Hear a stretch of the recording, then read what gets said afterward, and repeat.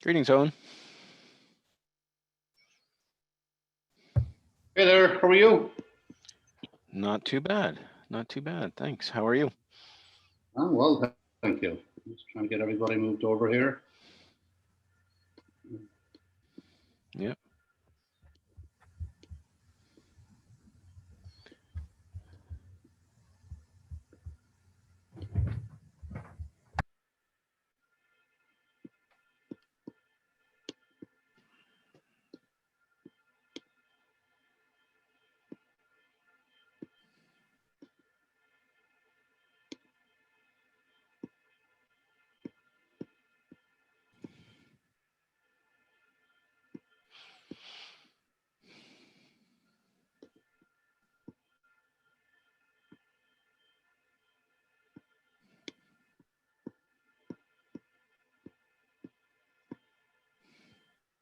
Hey, everybody. Greetings, Mike. Hello, Mike. Hi, Mike. Hi, everybody.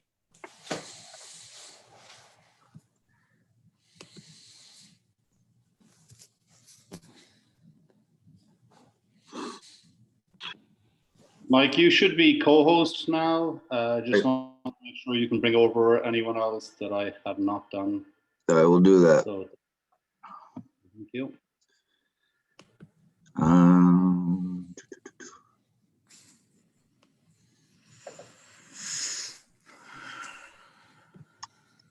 Doesn't look like it's letting me do that, Owen. Okay. Look here.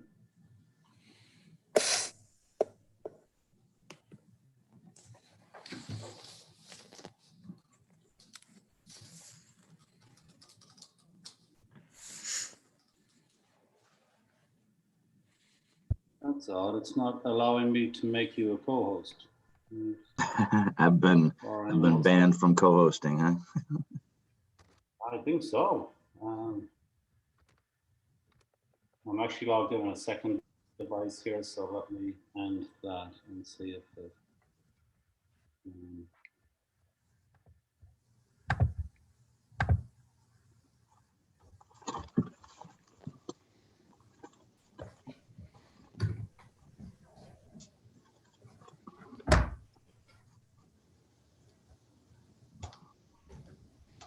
I'm just going to move you back, Mike, Sure. and bring you over again and see if that resolves the issue.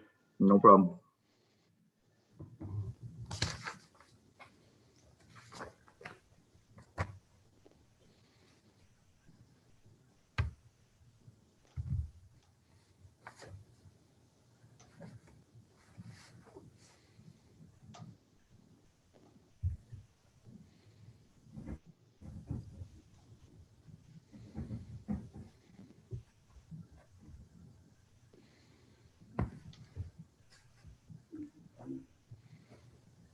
Owen, there's also a Arrow Street employee, Kate Berbrisky, who will be presenting.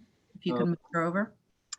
Yeah, I'll bring everybody in once Owen gets me situated. Yeah, it's not allowing me to give you that role. That's weird. Yeah.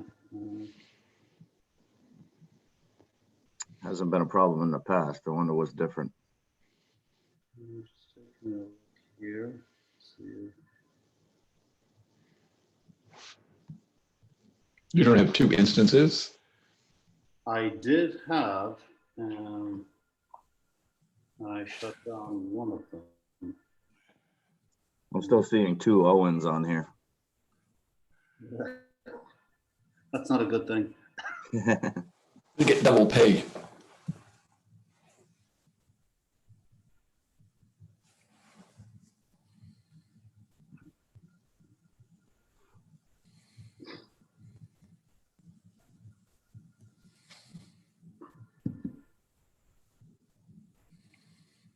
Could it be in the meeting settings, Owen? I think the fact that I am on here twice, try to remove that.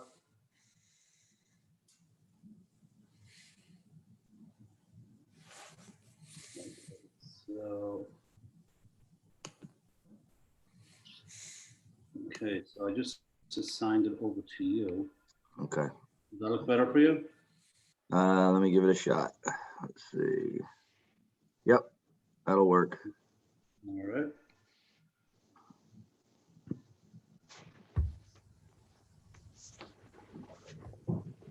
So for those members of the Energy Committee I see sitting in the lobby, bear with us. We'll bring you on when we get to that topic of discussion. All right, let's see here.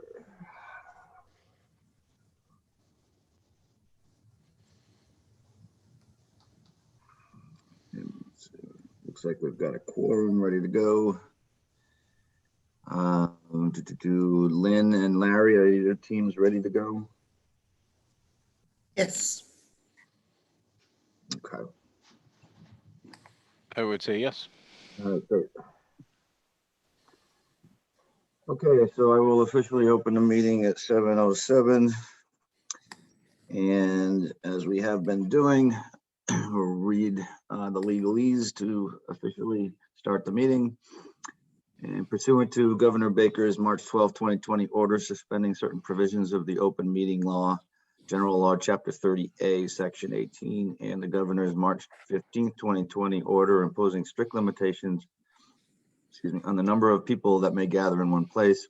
A meeting of the Medfield Dale Street School Building Committee is being conducted via remote participation. No in-person attendance of members of the public will be permitted, but every effort will be made to ensure that the public can adequately access the proceedings as provided for in the order. Reminder that persons who would like to listen or view this meeting while in progress may do so, allowing the instructions on the agenda and following the instructions on the agenda and meeting notice. Okay. All right, so I will hand it over to you, Lynn, to run us through our agenda for the evening. Just a quick note, we may take some things out of order. Anna May won't be on till about 8. And if we can hold off on the communication subcommittee discussion until she's on, that'd be great. If we have to do it without her, we will. But I think we'll see where we are when we get to that point in the agenda. Okay. First on the agenda is the approval of the October 21st, 2020 meeting minutes. Hopefully everybody had a chance to review those, and hopefully we can take a vote to approve.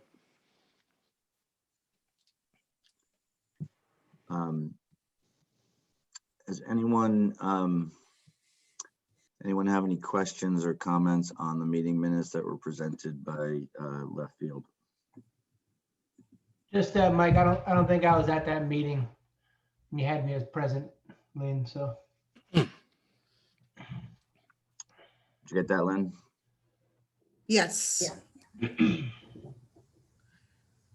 do you want to approve to vote to approve the meeting minutes as amended? Anyone willing to offer a motion? So moved. Jeff. All right, so I have a motion from Jeff Marsden. Do I have a second? Second. Second from Leo Brum. All right, I will run down the list. Mike Martucci. Yep. Tom Herb. Yes. Mike Weber. I think I'll abstain, right? Technically, I believe you can vote. You just have to have reviewed them, but that's fine. We're okay with an abstention, and we got enough members here. Yeah, either way. Leo.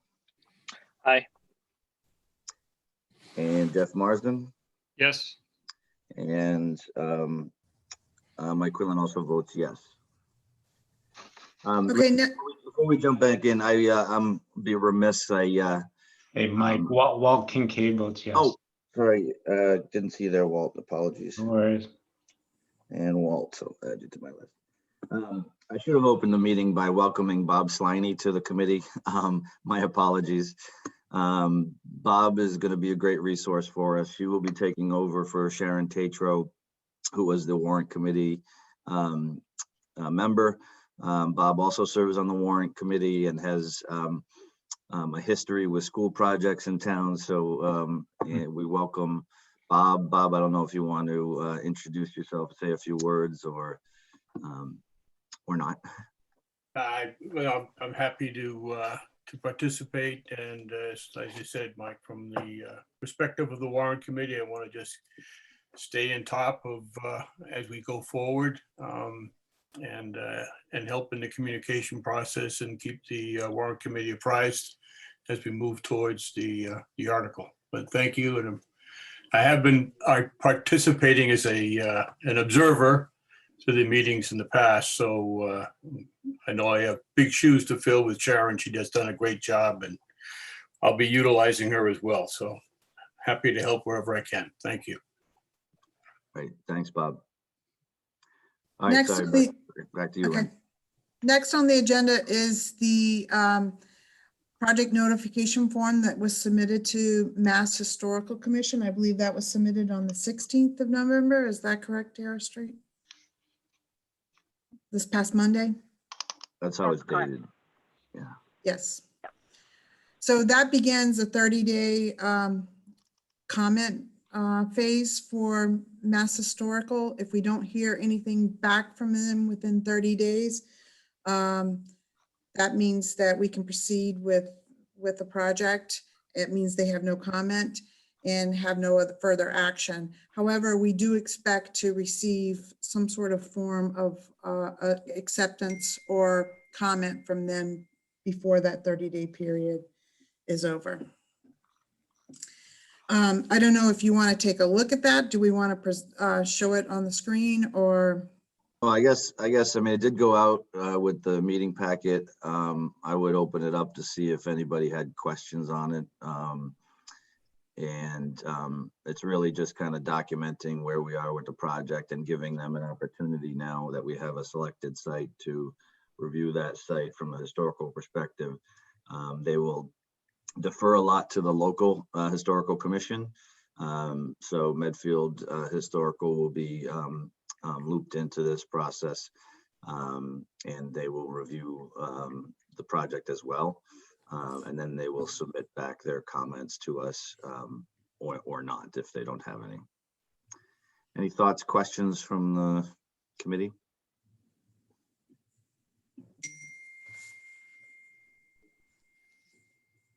Okay, not hearing any. Okay, the next on the list is the preferred schematic report. There is a list of deliverables that we have to provide, both Air Street and Left Field and the town, with this preferred schematic report submission. And those that are required from the town include the budget statement, which I have received from Michael LaFrancesca, and we're reviewing that, and we'll help him on completing that. Likewise, we have the local approvals letter that we have to have the 3 signatures from the chair of the Board of Selectmen, Jeff, and the chair of the school committee, as well as a few other documents that we will need from the town, and that will be on their letterhead. We'll need to have a list of municipal projects that are underway, as well as what the authorization and funding of those proposed projects are, as well as an estimated impact to local property tax. I know we've been presenting that, but we do need it on the town's letterhead to make it official. So those are the things that we'll be looking for in the next week here from the town. And at that point, I think I would like to turn it over to Air Street in case they have any other issues that they want to present on the preferred schematic report, and then to talk about the sustainability presentation that they have. Yeah, I think just as a reminder for folks, we're working through the draft, and as Lynn was mentioning, there's several pieces that are coming together from the district. We are aiming to get that pulled together as a package next week. with the goal that that would be available to the community towards the end of the week. And looking for a vote on December 9th, which would allow us to submit it to the MSBA. The goal for submission is December 18th, although it's not actually due until the 29th. So we have a little bit of extra float space in there if we need it. But on the other hand, would be great to get it all wrapped up and into their hands prior to the holidays. So that's the general piece. I think we've been through the table of contents a couple of times with this group, so we weren't going to bog you down with that, but we could if folks have questions. I think the main thing we wanted to do was show some updated plans that we've been working on, which are trying to push the plans a little further beyond the concept drawings that were previously reviewed. And those are being made in consultation with both Jeff, Steve, as well as the working group. So maybe stop there, ask if there's any questions about the PSR, and then turn it over to Emily if, and she could describe the plan changes a little bit.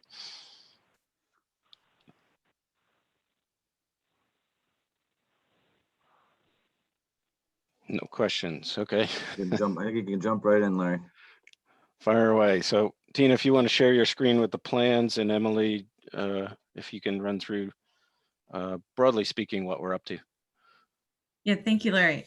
So good evening. One of the things that the PSR in its overall layout, so the first of it is the introduction, and then any existing site conditions that have changed, that's section 2.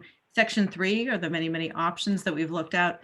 Section 4 is a development of the preferred schematic design that has been selected. And so since we have a preferred schematic selection in terms of the configuration of the building and also the site, what the Arrow Street team has been working on are further developments of the plans. And this is kind of the next logical step.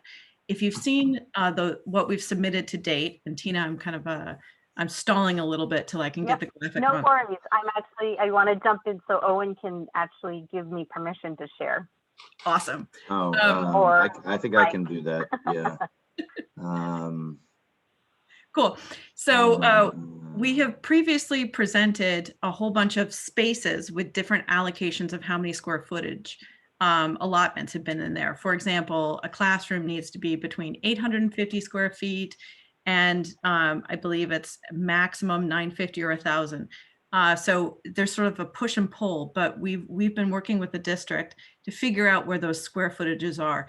Now, based on the very feasibility study drawings that we have been showing to date, trying to fit all of those specific spaces.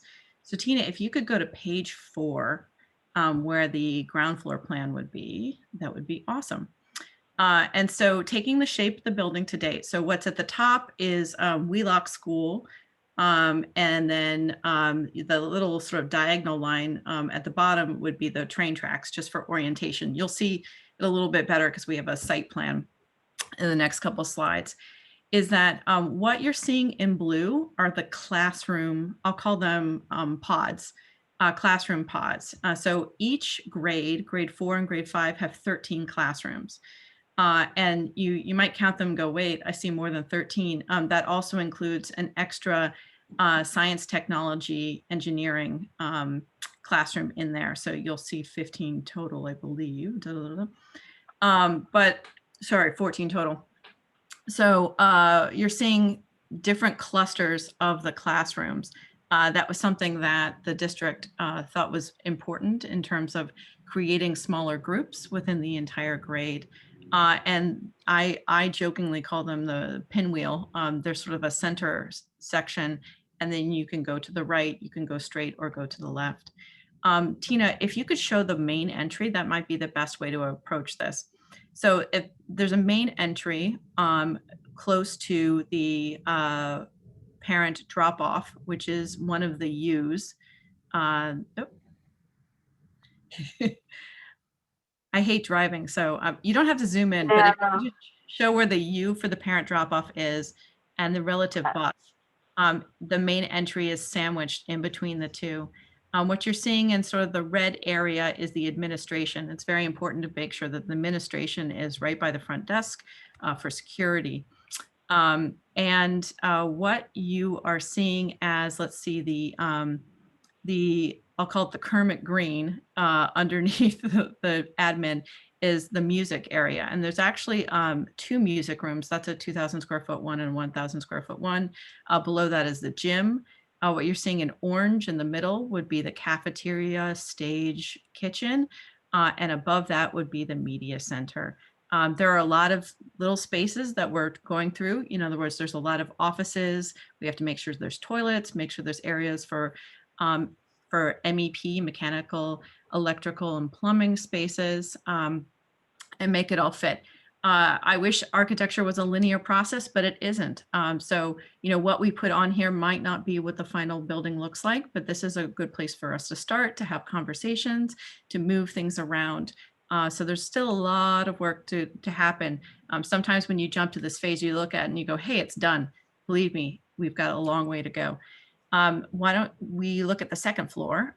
Because one of the features in between the first floor and the second floor is a learning stair. So it's a large stair that also serves as a platform that can take you up to the second floor. Because we have a lot of the larger one-off spaces on the ground floor, what's duplicated onto the second floor are the classroom pods that you're seeing there.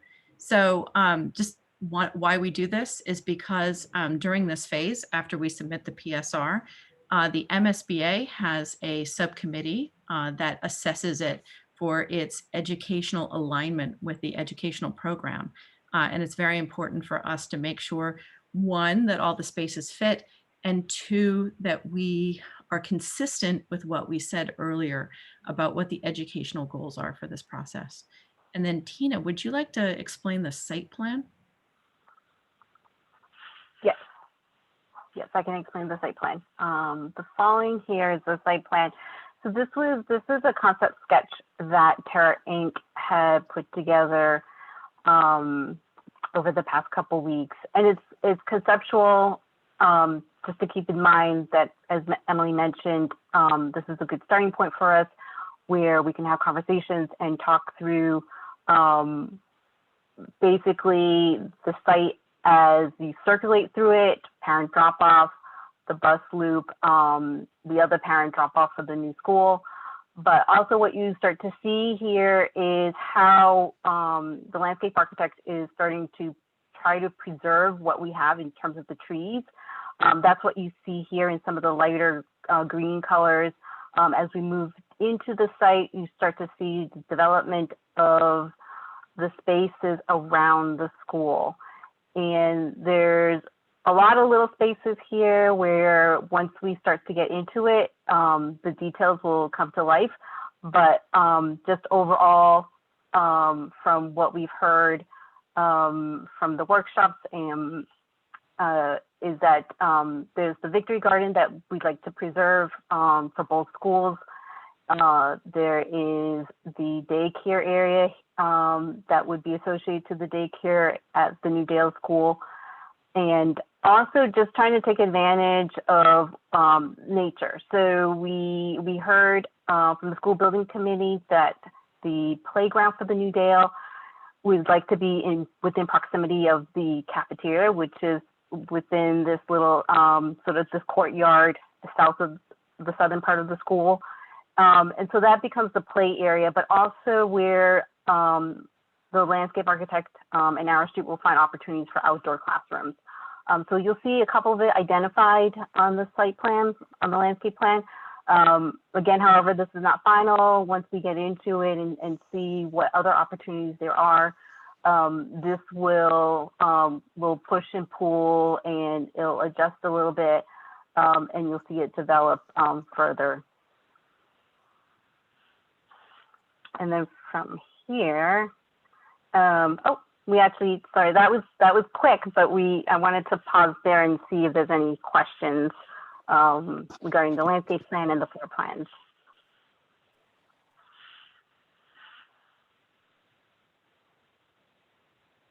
So Tina, can you just describe a little bit about the area around the open lawn, how that would be the bus drop-off area for both schools?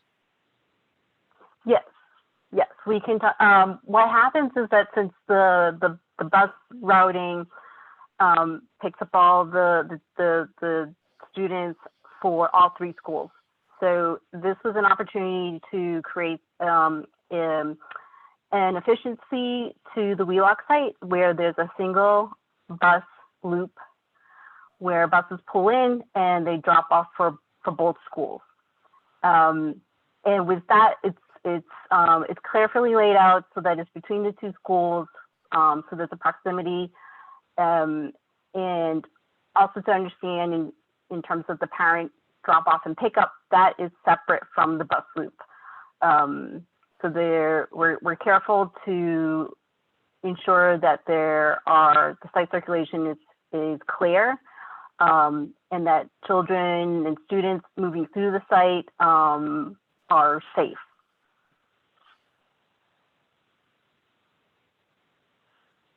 Any other questions?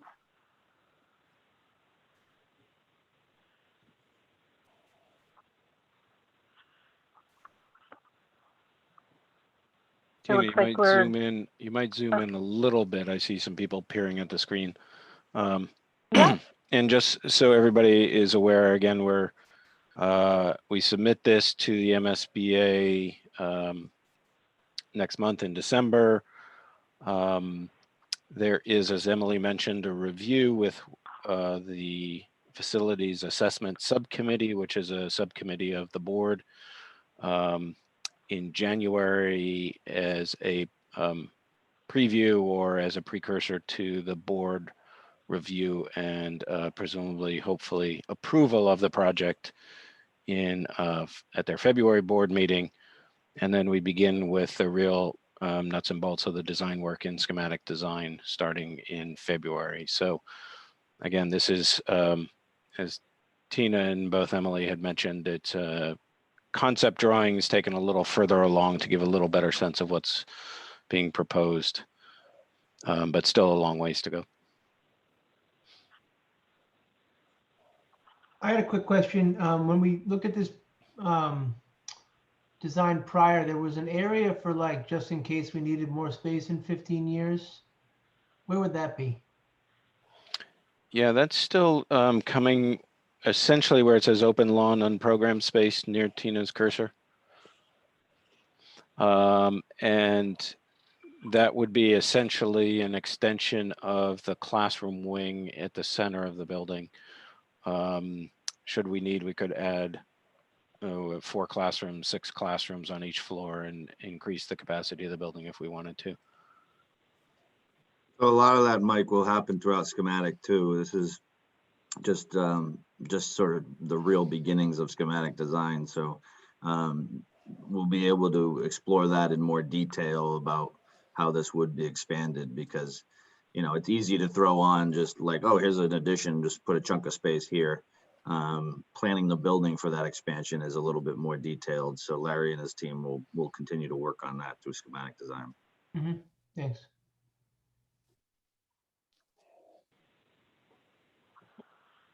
I'd also like to note that we'll also be looking at a connection where you start to begin to see where these lines, these pathways between the two schools, and that's really to allow the sharing of resources, you know, between staff and teachers.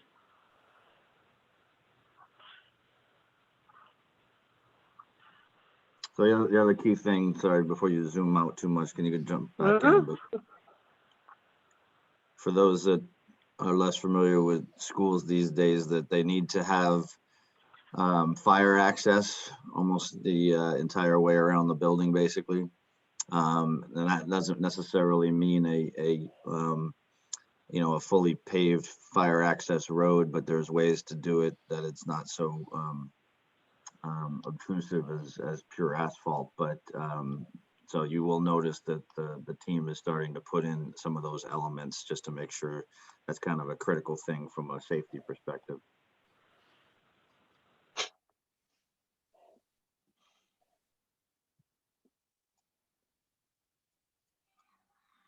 Any other questions?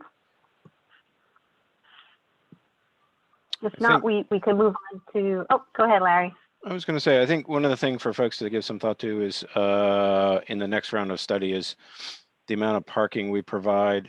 This still has a pretty robust parking amount, more configured for the full grade 3 through 5 configuration than when we reduced the size of the school. So I think thinking that through, configuration of that, and specifically I wanted to mention there's still the option to add some fields to the site.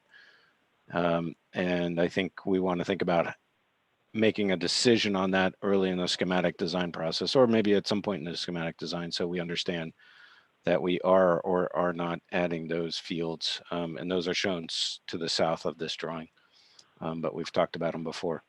Yeah, that's a good point. I do have one question from the public, which I will offer up. The question from Chris McHugh Potts: where would the MAP or Medfield After School Program modular go? I don't know that we have the answer to that yet, Larry, but I know that's something that is on your radar, right? Correct. And we have to figure out whether we can move those buildings or otherwise leave them in place. If we can't move them, that's one of the things we are looking at. The other thing that we'll start to look at in the next phase is thinking holistically. If well down the road in the future, 10, 20 years, Wheelock needs to change out, how does that impact the site planning moves?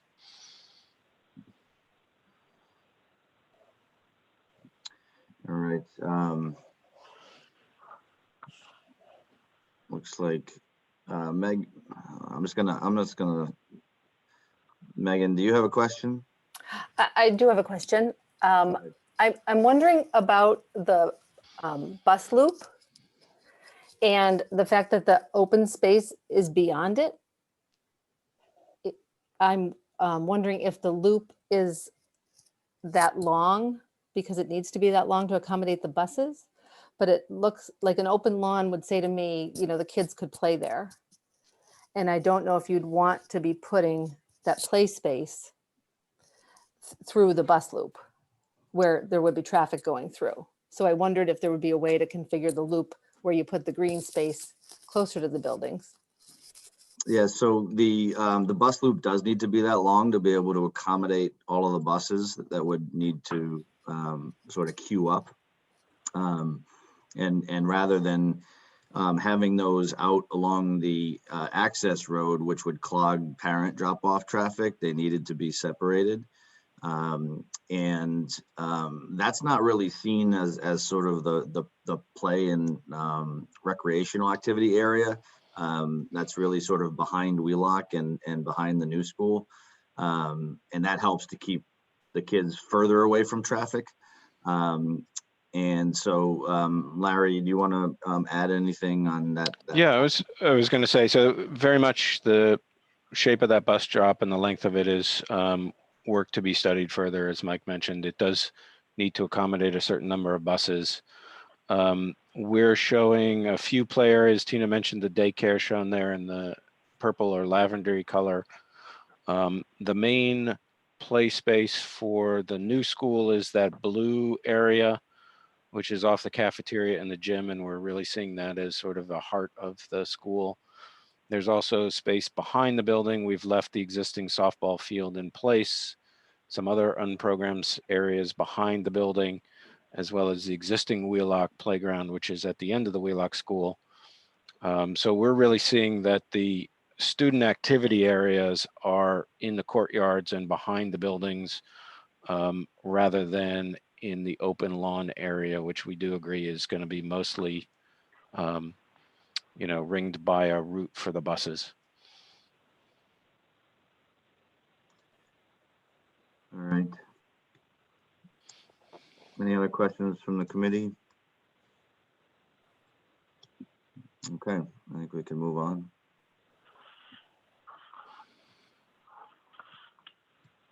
Okay, next, we'd like to talk about sustainability and net zero, and I'll turn it over to Kate. And Kate, you can let me know when to go to the next slide. Okay, great. You can go to the next slide. Thanks. So we're just gonna do a quick recap of the activities around net zero that we did in the PSR phase, and then we'll talk about what we would do in the next phase for schematic design if the project studies net zero further. So most of what I showed today is things we've shown before, except for we do have an updated site plan for this particular selected site.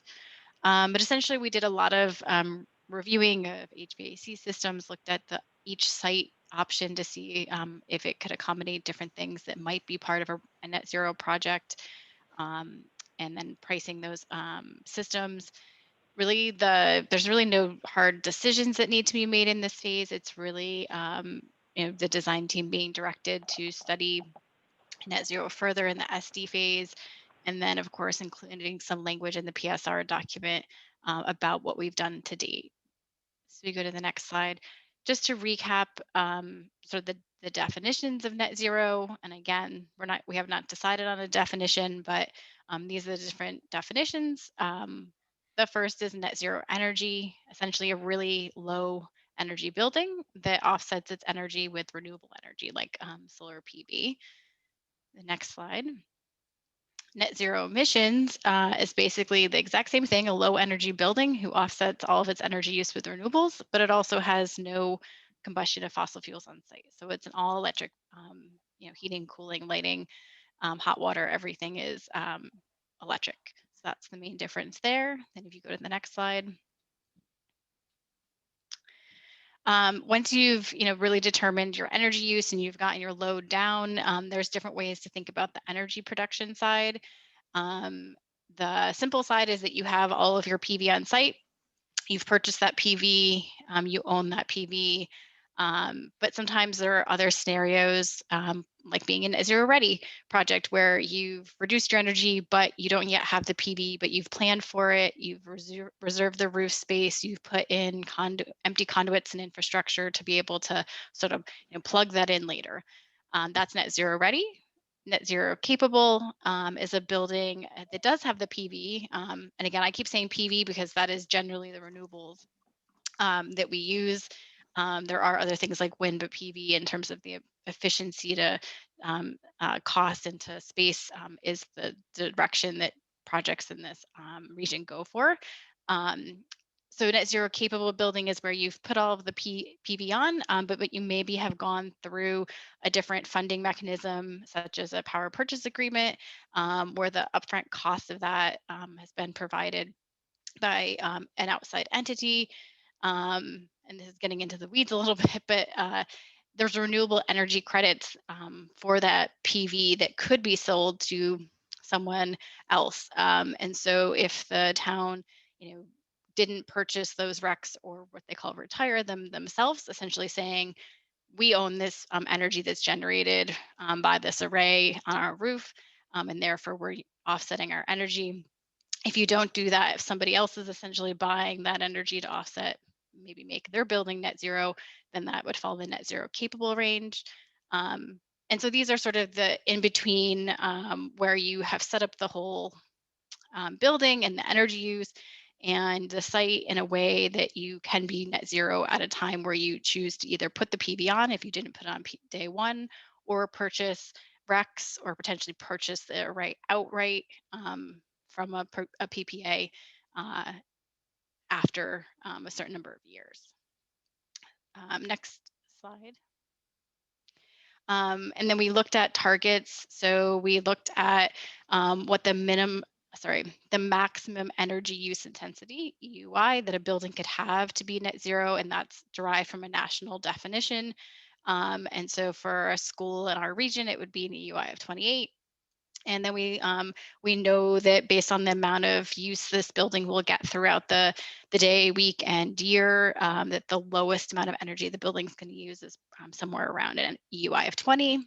And then in between, there are other reasons why you might have a goal in between, such as the incentive pathways that are available in Massachusetts. One of them specifically requires an EUI of 25. So those are the different scenarios that we looked at. And next slide. We looked at different systems. How would we get to those EUIs? So we did this chart You may recall seeing it earlier in the summer, just sort of benchmarking different systems that are applicable to a school building of this size. You know, how much energy use they have, you know, which ones could get you to net zero. And again, not making decisions on which one to go with, but just understanding the parameters around these systems and which ones might be able to get to net zero, which ones can't. And so number 2, 3, and 4 could get to net zero, and number 1 would have a very hard time to get to net zero. Next slide. So this is just a new image. Now that we have the site selection, we've started to look at the feasibility of being able to put some of the systems that may or may not be part of a net zero project. So if you went with a geothermal heating and cooling system, you would need geothermal wells. And so those can take up some land space. We're showing a couple of orange boxes for different areas where you would be able to fit them. There's definitely plenty of land on this project site to be able to incorporate those. So we know that that's feasible. And then on the roof, we're showing green boxes where PV, and again, this is calculated on the maximum amount of PV that we would need. So that energy use intensity of 28, that's the most energy you might use for a net zero project, and making sure we have enough PV to offset that, and that it's, you know, in the right locations and can get good orientation. There's no tall buildings around, so we don't really have to worry about shading here.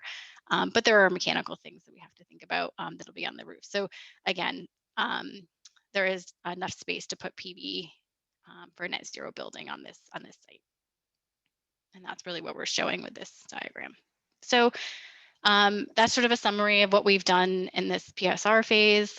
And then I just wanted to talk about what we potentially would do in the next phase. Some of these are things that we do regardless if the goal of the project is net zero. We always do an engineering economic assessment of the HVAC system. So a much more detailed version of that green chart you saw, where we do actual energy modeling based on this building, this footprint, this massing. In that, the types of systems we'll look at will include systems that can get you to net zero. That's how net zero falls into that. As we look at the site and develop it further, develop that landscape plan further, civil plans and layouts of roads and things like that, we'll always be making sure that we understand if parts of systems that would be in a net zero project, like the geothermal, the PV, et cetera, that there's just space for those, that we think about those things, that they're part of the assessment and development of the site. As we develop the enclosure and massing, again, most of this is what we would do for a project regardless of net zero, but those are the things that we'll develop more in SD, more detailed cost estimates. We can help the town with life cycle costing and understanding the sort of first cost and first incentive piece of it, and helping them to fill in some of the information that comes from the town in terms of long-term costs. And then it's something we'll talk about as we do occupant engagement and programming in SD. We would talk about net zero and what the implications might be. So those are the activities in SD. There are decisions that need to be made both at the early, mid, and end of SD. That it ultimately would, the end of SD would be a decision by the town to go with the net zero design or not. So that's where I will stop. And I don't know if anybody has any questions. Hi, Kate, it's Jeff. I know I keep asking this question whenever we bring up net zero and sustainability. Are you going to have data around the reliability of the systems for us?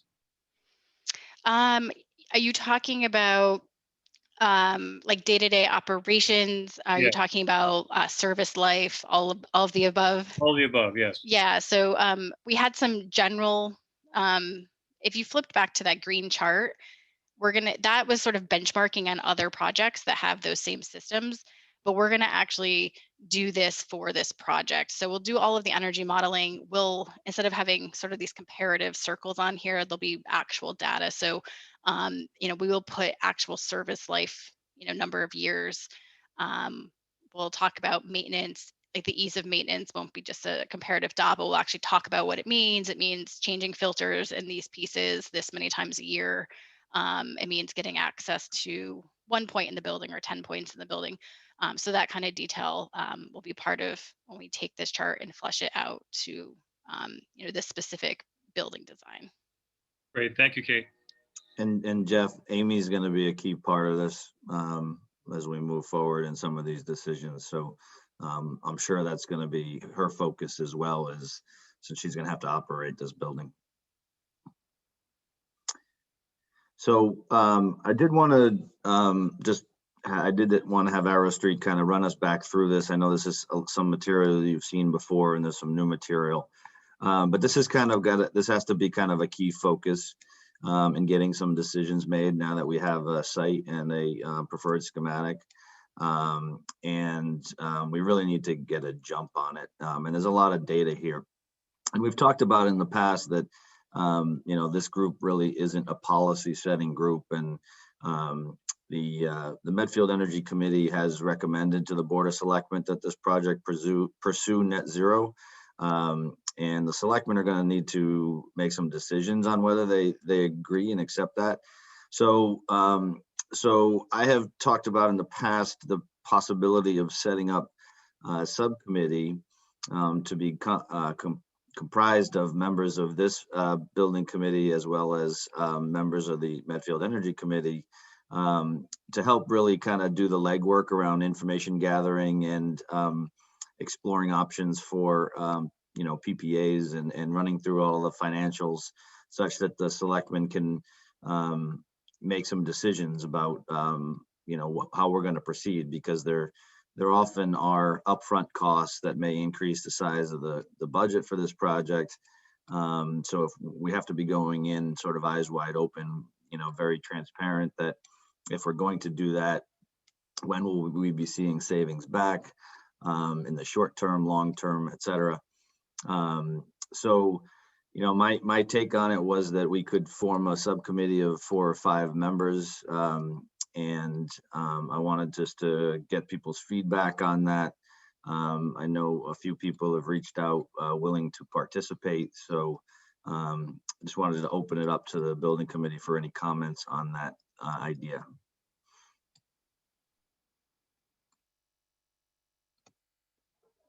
Not all at once. The idea of a committee, Mike? Yeah, a sustainability subcommittee to help gather all this information and see if everybody's okay with that. If they're okay with that, we will need. I think it's a great idea. Okay. Yeah, absolutely. There's a lot of information here. Yeah. Anyone else have any thoughts? Good, bad, or ugly? Mike, this is Mike Marcucci. I think it's a good idea. There's a lot of detail we're going to need to understand this, to understand both the economics of it, but also the technical issues and what risks we are taking on by going with one system over another, what the maintenance costs are going to be, and all the rest of it. And I think we need people who will be able to really dig into the numbers so that we can make a judgment and make a recommendation to the town meeting about how we ought to proceed with respect to this building. And I will say that this is both it's a technical committee. It's also a financial committee in the sense that we're going to want to understand the numbers and what they mean, because I think, just from my standpoint here, having given a fair amount of thought to this, that if the recommendation is going to be to go down this route and it's going to be sold or analyzed by comparing the upfront costs to the savings over time, because I think that's when I've seen these analyses done, and it's common with a lot of energy projects. You compare the upfront cost of the investment in the capital piece to the savings you're going to have for energy, which is a perfectly fine way to look at it. But I think from the taxpayer standpoint, if we are asking taxpayers to have make a larger investment up front, then it's also the taxpayers who ought to receive the long-term benefit of those annual energy savings. And so the kind of the way that I'm going to think about this is that if we do go the net zero route with the building, whatever amount by which we increase the building costs, I would be proposing that we lower our annual tax levy, by whatever that annualized savings is. Because otherwise, the annualized savings are not savings to taxpayers; they're just more money for the government to spend. And so, I think that's I think from a financial standpoint, what I'd be looking for coming from the subcommittee is if this is an upfront additional $5 million, then we save that $5 million over the course of 10 years or 20 years or what have you. I would be looking to have an additional article to lower our general tax levy by that annual amount, so that it's the taxpayers who are reaping the long-term savings, and it's not just freeing up more money for the government to spend. So I think that's what I'm hoping to see from a financial standpoint, from what that analysis is, and that it's tied to real numbers and not just kind of rosy assumptions or projections. And I think I think the town, this is a value judgment for the town as well, and the town can spend whatever money it wants to effectuate what it thinks is the right thing to do, but we have to have a solid understanding of what those real numbers are. So hopefully if this is generally going to be sold as kind of a financially neutral or beneficial beneficial feature, that those financial benefits inure to the taxpayers over time. So Yeah, I think your point's well taken. I think that's all the more reason why I think there's some additional legwork that's going to need to occur, which is sort of why I'm leaning on a few sort of gathering some support staff here to really help gather that information, and Arrow Street will be key in that as well. They'll do the majority of the legwork with their team and their engineers to be able to analyze that. Plus they have the experience having done a couple of these projects. So we're going to lean heavily on them as well, and making sure that all of the information is put out and all the options are put out there for discussion, so we can make informed decisions. So, I mean, I guess if people are supportive of the idea, what I'm going to do is I'm going to bring in the Medfield Energy Committee members. We have Alex Stevens, who has also been taking part in some of these meetings. We have Fred Davis, who's chair of the Medfield Energy Committee, and Megan Sullivan, who is also on the Medfield Energy Committee. So welcome to you three. If people are supportive of it, I guess I would allow, Fred, if you would just want to speak to, your participation. And what I was thinking was that we would have about a 5-member committee that reports to the Dale Street School Building Committee, and is charged with gathering this information and presenting it in a form or fashion that first to this committee and then ultimately to the Board of Selectmen for their decision. But I know you guys certainly advocate for a lot of things in town, and I know you're really passionate about this, so we really want some involvement because you guys are, I think, an important piece here.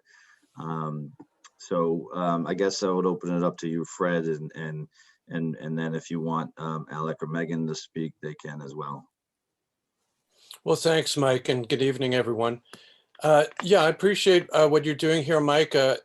And I just want the whole committee to know that the Energy Committee has been assessing and addressing these kinds of questions for the last 1.5 years or 2, both for the Dale Street project and for Medfield State Hospital. Many of the mechanics of buildings are analogous from one building to the next, but there's many differences, of course. But the general concept of net zero, for those who aren't involved in the building trades and building industry, it's changed so rapidly. I tallied it up just yesterday. I think I've spent about 100 hours attending conferences, particularly on net zero in new construction, just in the last year, probably about 100 hours of conferences. And the change has been so rapid. 10 years ago, we wouldn't have imagined having this meeting that we're having tonight. And 2 years ago, we would have been thinking this must be bleeding edge stuff. And today it's not quite mainstream, but it's headed there. That's an assessment from attending 100 hours of conferences. And for anyone who, and I'm looking forward to hearing, Micah, who else you think might be on this subcommittee, but I would recommend, if anybody wants, to catch up on the latest and greatest in this particular field. Eversource just put on, I think about a month ago, another breakthrough conference just on this subject, and a featured speaker there was one of our streets projects, Acton Boxborough. So it was great to see that all connect. So I appreciate that this subcommittee is being set up. I think what I'm trying to convey is that the Energy Committee has been working on a lot of these, or some of the questions that the subcommittee will be addressing. So we're not starting from zero. We have, Acton Boxborough I mentioned, I also mentioned Lexington. Mike Marcucci were at the Board of Selectmen meeting. It was June 2nd that we brought Mark Sandine from Lexington, who was championing, but also shepherding, I think that's a better word, a net zero elementary school there in Lexington. So in both cases, Acton Boxborough and Lexington, they're a year or two ahead of us in the process, but they were showing that this can be done and how it can be done. We have worked with Mark Sandine since that presentation, and he's conveyed to us his analytical tool. And so we're ready, willing, and able to put that to work as soon as you get the subcommittee going. And so I appreciate that Megan and Alec have volunteered to step forward into that subcommittee, and I appreciate that that's good with you. I think they're two great talents in Medfield with a lot of experience. And as you said, Mike, you know that Alec has attended a lot of your meetings. Megan has also. So between the two of them, I think it's a great team. I don't know if there's any other particulars you wanted me to address. No, I think that was it. I don't know. I did, just so everybody's aware, I did reach out to Fred and said, because we had talked about forming this subcommittee, and, asked him to recommend a member. He suggested both Alec and Megan, which I'm okay with as long as everybody else is.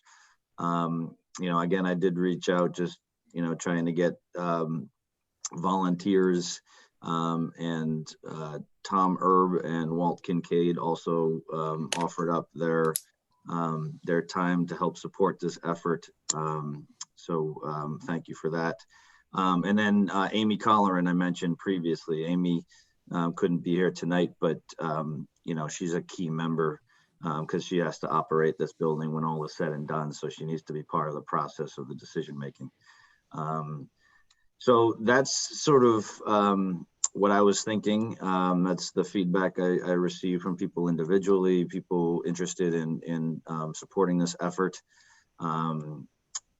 So I'll open it up, see if anybody has any comments, or keep in mind, this is what I'm suggesting is that this be a subcommittee, which is a legal public body. So, meetings will need to be posted and held publicly, just so we can keep an active record of this, and it's all out in the open. So if anybody has any comments or questions, I welcome them. Otherwise, if anybody's interested in making a motion to form this sustainability subcommittee with the 5 members I mentioned, I would welcome that as well. Hey, Mike, it's Walt. Sustainability is not just an energy focus, right? It's going to be a full spectrum of sustainability, or I'm just trying to clarify the committee, like the extent of the committee. Yes, I mean, the primary driver behind this is getting to the decision about net zero.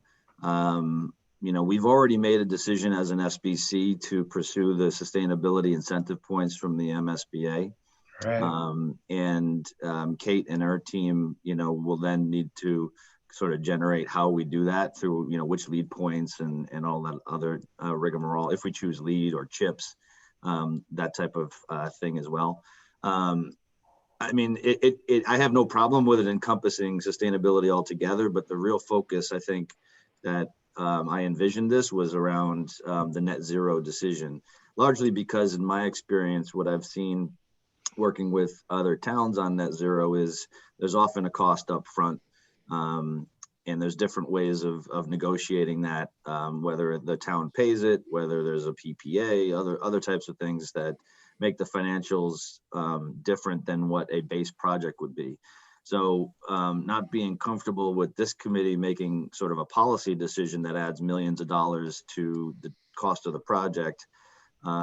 We had preliminary discussions with the Board of Selectmen and with the Medfield Energy Committee back in you know, the beginning of the year into February, when we were still meeting in person.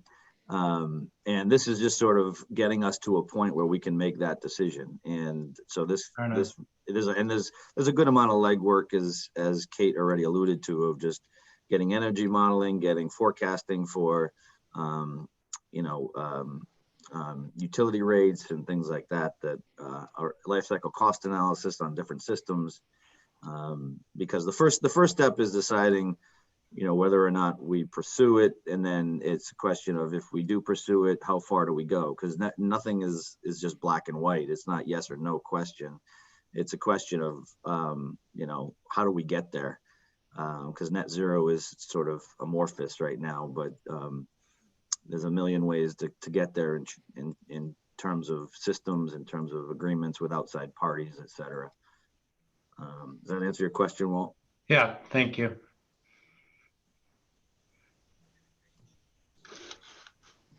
Any other questions from the committee?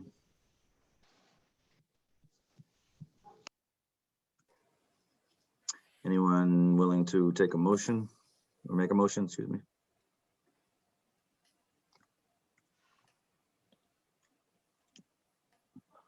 A motion to Sorry, go ahead, Tom. Just a motion to form an energy subcommittee. I guess that's right. With a focus on sustainability and just maintainability. And I would just add the membership that we've discussed, if everybody's okay with that, of Tom Erb, Walt Kincaid, Amy Colleran, Alex Stevens, and Megan Sullivan. So moved. I'll second it, Mike. All right, any further discussion? Otherwise, we'll take a vote. Not hearing any. Mike Marcucci. Yes. Tom Erb. Yes. Mike Weber. Yes. Leo Brem. Yes. Jeff Marsden. Yes. Walt Kincaid. Yes. And Mike Quinlan also votes yes. All right. Thank you, Fred, Alec, and Megan for being here, and Alec and Megan for agreeing to help with this. Got your work cut out for you, and I guess you guys can. I'll send an email just with all your contact information, just so everybody can organize themselves. Thanks very much, Mike. No problem, Fred. Are we dismissed now? If you'd like. Or you can stick around, all the exciting stuff still to happen. All right. All right, next on the agenda, we'll skip the communication subcommittee update and we'll move to project schedule. In your packet, you saw the milestones in meeting schedules upcoming, as well as the overall project schedule, but we are targeting. Can you pause for 1 second, Lynn? Sorry. Just one more thing. There was a question that I did answer in the chat Chris McHugh Potts asked, how deep are typical geothermal well fields? And I responded, they are typically between 500 to 600 feet in depth. Just for the record. Okay, go ahead, Lynn. All right. So just some of the key milestones coming up. We're looking to submit the draft of the PSR to the SBC on or around December 1st, that first week, next week. And we're looking to take a vote on the PSR on December 9th. That will allow us to complete the submission and submit it to MSBA on December 18th. That's ahead of the regular scheduled deadline of December 29th so that we can get ahead of the Christmas holidays. That will allow us to go before the MSBA board on February 11th. So that's what we have coming up in the schedule. And then in terms of the budget update, we have invoices for approval tonight. We have Left Field's invoice number 14 for $7,500 and Arrow Street's invoice 726977 for $9,300 for a total of $16,800. So we will be looking for a vote to approve those invoices. Any questions, comments on the invoices? So moved. I guess we have a motion from Leo Brem to approve the invoices as presented. Do I have a second?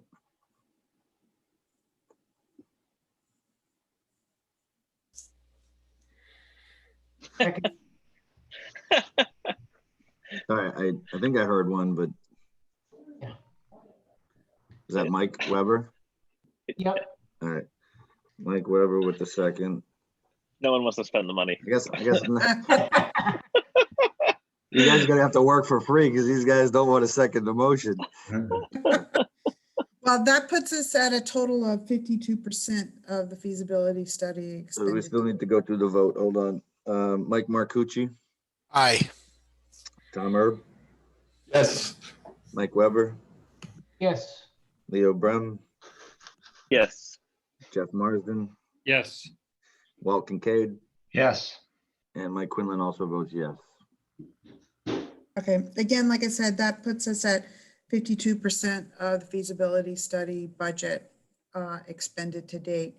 One other thing I wanted to bring up was we wanted a vote to approve the authorization for Air Street to pay Hancock Associates their deposit in advance of the December 9th SBC meeting when that invoice will be presented for reimbursement.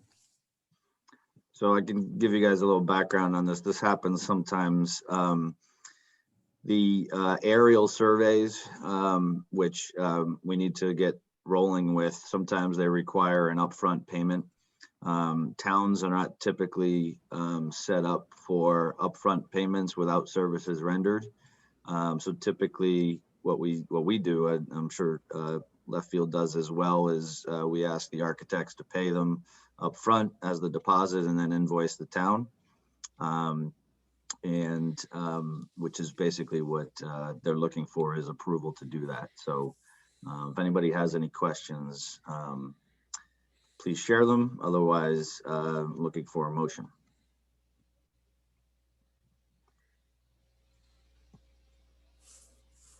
So moved, Jeff. Motion from Jeff Marsden to approve Second. the payment, and a second from Leo Brem. All right, Mike Marcucci, Yes. Tom Erb, Yes. Mike Weber, Yes. Leo Brem, Yes. Jeff Marsden, Yes.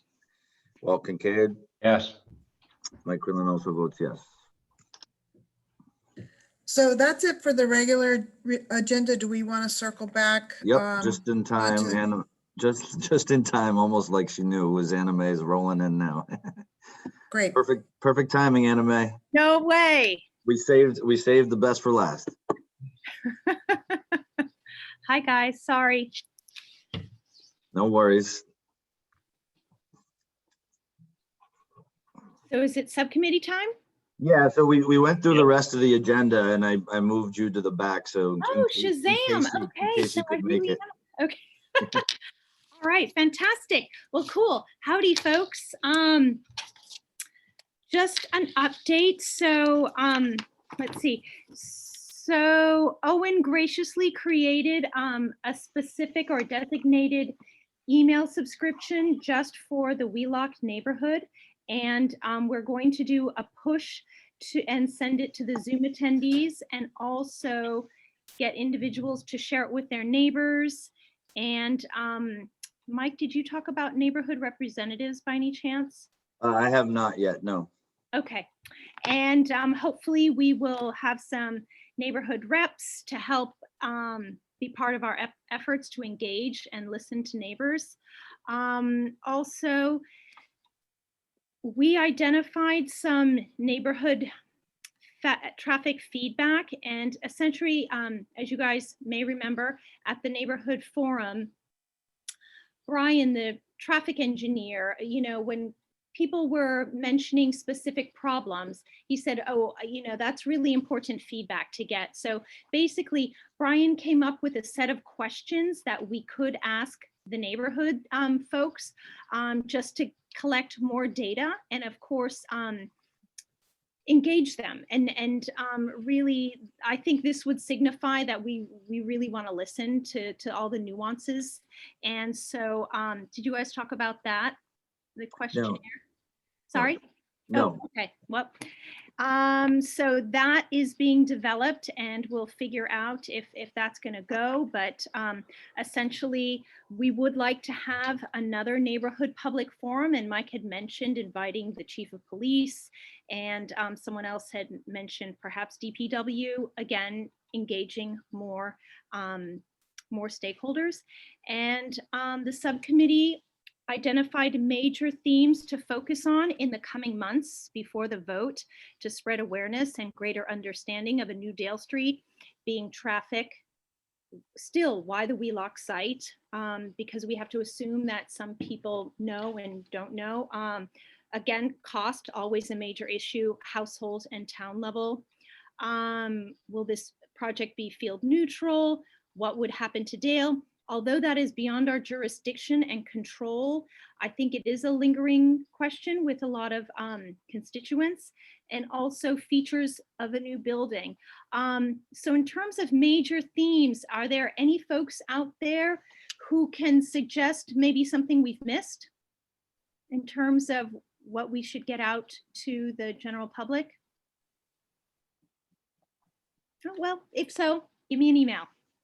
And So just real quick, Anime, just so everybody's aware, that we think the best plan is to try to get another meeting with the neighborhood constituents around the middle of January.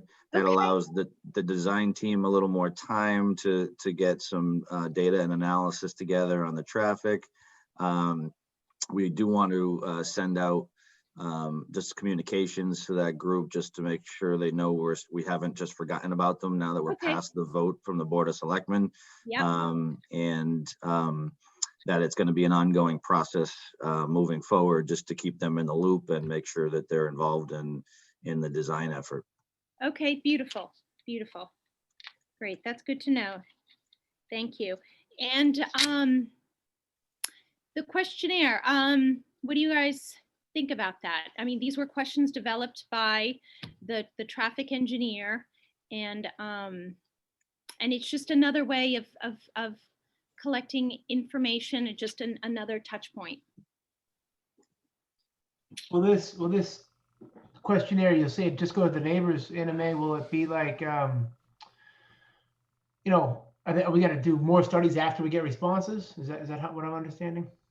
So I suppose at the end of the questionnaire, you're supposed to put your name and address, you know, so ideally it would be for the neighbors in the surrounding neighborhoods, and just to get data points. Lynn, do you have any of the sample questions readily available by any chance? Or does anyone, Gina? I do. I guess I could share the survey if we want. I thought you had it in a I can presentation format. also, I think you Yeah. had it on your presentation, Tina. Yeah. I do. Yeah, I have it not quite formatted like in SurveyMonkey, but they're the questions that Brian had drafted. So that's helpful. Yeah, I think the intent of them are the same. Yeah, yeah, just to get a sampling. So the committee, the broader committee understands where we're coming from. I think that would be helpful. Yeah, and I think just to add a little to what Anna Mae is suggesting is the goal is that these go out next week, essentially giving folks the month of December or a couple of weeks at least, Good. early December to respond. We then, the combination of Left Field, Arrow Street, and our traffic engineer, Niche Engineering, would then take and compile the information and have it available. And I think what it is doing is trying to give us a little more specificity to how people are moving around the area and what their concerns are. We certainly have picked up some amount of information from the traffic study we did. We'll be doing more analysis of that information, but this gives us a little more specificity. So with that, Tina, if you want to run through real quick the questions. Thank you, Larry. Oop, we lost them. Sorry, hold on. For some reason, these went way too fast. Okay, here we go. Yeah. You can still see my screen? Okay. Yeah, so these were generated from Brian over at Niche Engineering. And the idea is, as I was trying to mention, is to understand a little bit more and all the, the different nuances. So number one is really pre-COVID travel. Understanding how many cars per household that may have commuted to work, how many days a week, if that was 5 days a week or less, and also between what hours. So what are those, I'm trying to understand exactly what those peak hours are. And then also driving your kids to school, or do they typically take the bus? Again, trying to understand more exactly what those numbers are. And then if you travel through the intersection of South Street and Elm Street, that being the critical intersection where we feel that's going to be impacted. And then number two set of questions is during COVID-19. Sort of the same set of questions, but how are they different now? Are you traveling less to work, less number of days, different hours than the usual morning and evening peak hours? And are you driving your kids to school versus them taking the bus now? So understanding the differences pre-COVID and during COVID. And then post-COVID, similar set of questions, but trying to foresee the future when you go back to normal times. If you foresee that you would be traveling, commuting the same as you were pre-COVID, or you think things will be changing. And then sort of similar, would your hours be changing? And if you anticipate any sort of shift with how you travel to and from work. And so those are the first three set of questions. I'm going to go to the next slide where the questions are slightly different, but starts to look a little bit more at Wheelock in terms of drop off and pickup. And this is going to be sort of on a scale of 1 to 10. I think that's how it's also in the SurveyMonkey, but also trying to understand how one feels, if it's worse or better, or what are the changes. And then questions 5, 6, and 7 is a little bit more open, but we want to understand if there are other concerns or other things that we might be missing or really should look a little bit more closely at. So these observations are really to allow the traffic engineer in Arrow Street to hone in on how we might be able to address these issues. And I think I might go back a couple slides. And this is what we've heard so far, the top 6 concerns. And number 1, the intersection overload at South Street and Elm Street, what those impacts are. Roadway capacity on Elm Street. The lack of sidewalks has been expressed specifically to Cross Street and Phillip Street. Cut through roads, how can that be addressed? Knollwood being one of them in the area. The bridge, the easterly direction on Elm Street, what that traffic is like, and if the bridge is a concern. And then the school start times, the overlap with, whether they overlap or don't overlap with the high school, middle school versus the other elementary schools.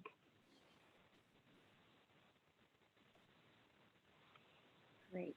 And so we're hoping with, hopefully this questionnaire can go out, and we're hoping that it would be, we would get responses in time so that we can look at the responses and provide some analysis before the next WELOC neighborhood meeting. So, sorry, the meeting that I was, obviously we were all at, mostly was, you know, most of the concern was from everybody else, not the people in the neighborhood. So the first 3 questions, although probably are fine, it's probably these top 6 concerns, as well as questions 4, 5, and you know, the next slide you showed here. So when you say develop more analysis, I'm just a little confused. Like, is this where we recommend making Knollwood a one-way street between certain hours? Is this where we recommend possibly a traffic light? I guess if we do another neighborhood meeting, and I'm all for it, are we going to have answers? Because no, the final answer is no. I think it's a continuing of the conversation. The suggestion I had regarding bringing in the police chief was to be able to start to have a conversation about what are our options in terms of enforcement. You know, what are they seeing right now on their side of the equation, since they're more intimately tied to what goes on a day-to-day basis. You know, and what are our options? What are the answers? I don't think we have all the answers.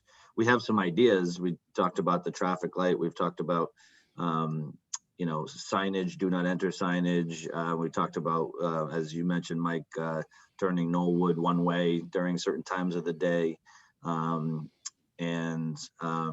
know, my other theory about, is there something we can do to help out at the middle school, high school entrance, which helps back up South Street and makes people cut through there.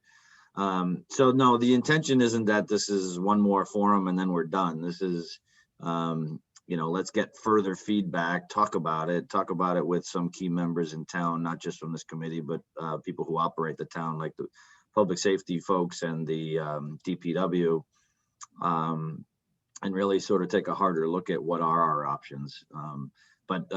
No, the answer, the final answers, I think we're a little ways away from having at this point. yeah, thanks, Mike. I can appreciate that, and I'm just really just kind of prepping the committee for the next meeting too. You know what I mean? Yeah. So, and then generally speaking, so the timeline would be you send this out now, and we get our responses prior to that meeting, correct? So we can discuss them. And with enough time between getting the responses back, enough time to analyze them, respond to them, come up with some answers if there are any. So the goal is to get this back in December, have the design team, you know, really look at it, analyze it, and then put a presentation, some thoughts together for a forum in mid-January.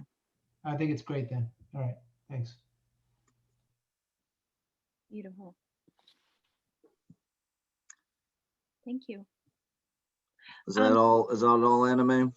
Yeah, and if anyone Karen? else has any suggestions to share with the subcommittee, please pop me an email. Great, and thanks for all your hard work on the subcommittee. It's a great team. Thanks. All right, Lynn, back to you. Or are we done with your agenda? Well, yes, we are, except for I didn't know if Anime wanted to talk about adding people to the communication subcommittee. I dropped out for a few minutes there. I got disconnected, so I don't know if you've already talked about it. Yeah, I didn't. Have you? We have not. Okay, good. So is this allowed technically? Because it was brought to my attention that we didn't officially, the subcommittee cannot vote in its own members. So Tracy Rogers and Nicole Drummond have joined this subcommittee, but unofficially because this school building committee has not formally voted them in. Not So formally appointed them, right? yes, Okay. formally appointed, yes. We have a section on the agenda for other business, and typically we can hear minor things like this, but that would be your call, I guess, Mike. Yeah, I don't know. I guess I'd look to Jeff or Mike, who know that better than I do. I don't know if you guys have any thoughts on that. Yeah, I think my sense, I'd put it on the agenda for the next meeting. Yeah, I'm sort of feeling that way too. Just to make sure we've got all our T's crossed and I's dotted. Exactly. That's cool. That's totally fine. So Lynn, can you have that on the agenda for December? Yes. Thank you. Please, thank you. All right, so I think that's our agenda for this evening. I'll open it up to the SBC for any new business, questions, comments, concerns.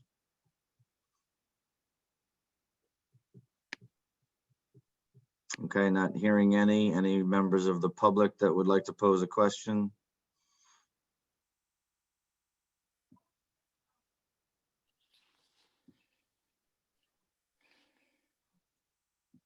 Okay, it doesn't look like there's any questions from the public. So just as I say that, all right.